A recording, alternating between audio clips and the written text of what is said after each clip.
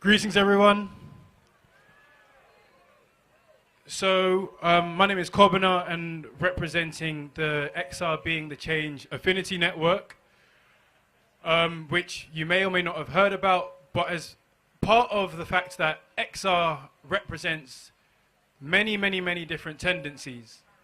And we're glad to call XR home as an umbrella under which many of us have found a movement in which we can share ideas, we can disagree, but we can disagree knowing that our targets and our challenge is the same thing. We're all here today because we believe in a rebellion against extinction. Many of us know that rebellion under many, many different types of names, under very many different types of ideologies. There are very many different reasons that we are all here today. And the Being the Change Affinity Network, which was launched last year, has been set up with the priority of focusing on the work of supporting colonized communities. Because we understand, or in fact we overstand, that this rebellion is never going to be won on the streets of London. Unfortunately, we have to accept that, and we have to get a move on with understanding that. When the masses of our people around the world take back their lands, shut down the crime scenes which have been exported there, tell their governments to get rid of their violent governments, then we know that it's at that point when the streets of London and the United Kingdom will feel the power of the united peoples of the world struggling for their liberation. That is a long way. That reality is a long way away from where Extinction Rebellion started. That's the truth. The understanding of the colonialism that we are all confronted with has now come to the forefront. As a couple speakers before us have said, we now are using the word openly around reparations. But what does reparations mean? Because to some of us who support the International Social Movement for African Reparations, who are represented within the Being the Change Affinity Network, we don't understand this language of climate reparations. You cannot repair the climate out there. You can have reparations only when you secure the total sovereignty of your peoples, when we take back our lands and we shut down these climate criminals and these criminals who have been forcing all types of harms and violences around the world for hundreds and hundreds of years. Now that's a different type of rebellion to simply just coming onto the streets and protesting. Because we cannot protest against the system which has already told us that it's hell-bent on killing us. That system is the issue. Back in 2020, we were part of a campaign called the Global Majority Versus campaign, which took the UK government to court for its violations of human rights around the world.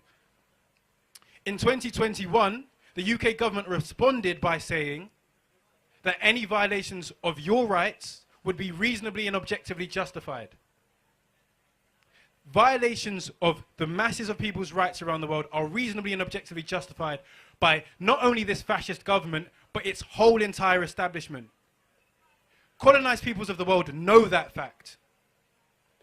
The question is, when we talk about telling the truth, will we in a movement in the global north, in the UK, recognize that fact? That this establishment is done out, that it doesn't represent your interests. And the starting point with some of that work is to move away from calling these governments our governments, because they are not our governments. These governments were forced upon you when they came and took your lands, and then when they got bored of extracting lands in the UK, they went around the world to kill and massacre millions and billions of people around the world. And they're still doing it. So any rebellion against extinction has to start with that truth. A truth which the majority of the world already know, and already, because of the conditions of the reality they live in, are forced and compelled into active rebellion and resistance every day. And so there's centuries of knowledge of freedom fighting that communities hold, that is being passed on intergenerationally, being protected and defended by indigenous communities, by colonized communities. And our starting point with the Being the Change Affinity Network is saying that it's those change-making communities who have a lot to teach and share with us here to build the types of tactics, to build a strong global power that will compel this system to wake up.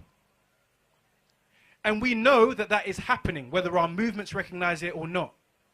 Because this government shifts to fascism to call out all peoples and choose certain type of peoples and make those people the scapegoats for its own criminalities is precisely because the rest of the world has largely woken up.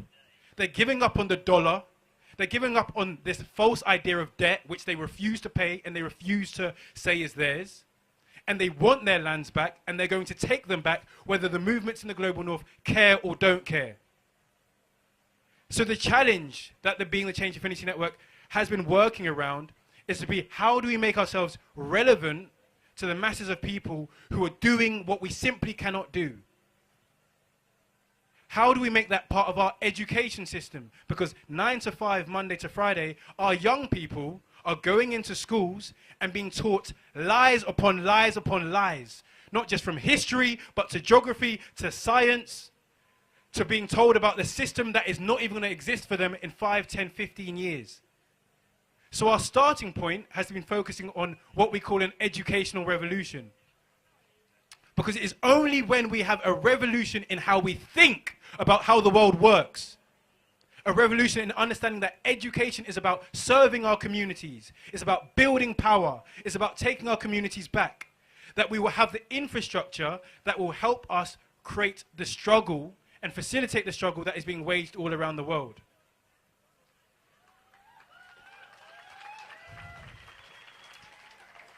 The push of that work has really been behind the flagship project of BCAN, which is the Planet Repairs Action Learning Educational Revolution, or PRALA.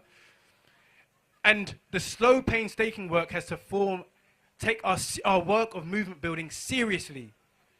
Not turning up at whatever time, but to form the types of cadres within our communities who can reorganize and share the truth of what's happening elsewhere in the world, so that when they touch one in Vietnam, when they touch two in any parts of Africa or Abiella, then they touch all of us. And when we get that type of unity, where we feel the pain of our siblings in other parts of the world, we will stop the talk and we will get involved in the types of actions that matter to the vast majority of the world. Now, I'm not here to take a supercharged statement about going to block roads and all the rest of it. That's not what this translates into. Because the vast majority of the world are simply asking people here to listen, pay attention, and amplify the real resistance, the struggles, the formations, the communities that are out there doing the work. Shutting down oil companies, shutting down mining companies. This stuff is happening every day. So what if the money and resources we put on to taking up to the streets of London was put in to resourcing communities to stop the crime at its root? Because the vast majority of oil being extracted is not being extracted in the global north. It's not being extracted in the UK. The resources, the food items on the shelves of supermarkets in the United Kingdom, where do they come from? Who are the communities that are farming these foods? That's the type of responsible citizenship that should be being educated to every school child in this country. That type of education would completely change the world tomorrow. But we have to fight for it. And we have to get this information into our communities, and we have to start telling the fucking... we have to start telling the truth. So the work of BCAN continues. The work continues in invitations where we're inviting people to come and learn more about that work at any one of our bases, including at the GOPIS in London. You can also follow information on working closely with the International Solidarity Network, which since the beginning of XR has been championing the work of focusing on the colonized communities who are leading the struggle. And you can also follow more at Prayla_news, because it's going to take all of you in your communities connecting your struggles up so that we don't demand the system to change, we build the new system ourselves. With our own hands, with our own time, with our own love, with our own music, with our own songs. and bringing all the rich traditions that you all have but have been denied to you in the same miseducation system, which taught us that, you know, Britain gave democracy to the world. And we here who stand here today should make sure that when we're here calling out this system, we're saying that because we're trying to make the message to everyone around the world that even we from here know this system is rotten. So they better get on with defending theirs and teaching us a thing or two about the types of worlds we can build. Lastly is the dates that BCAN has continued to champion supporting.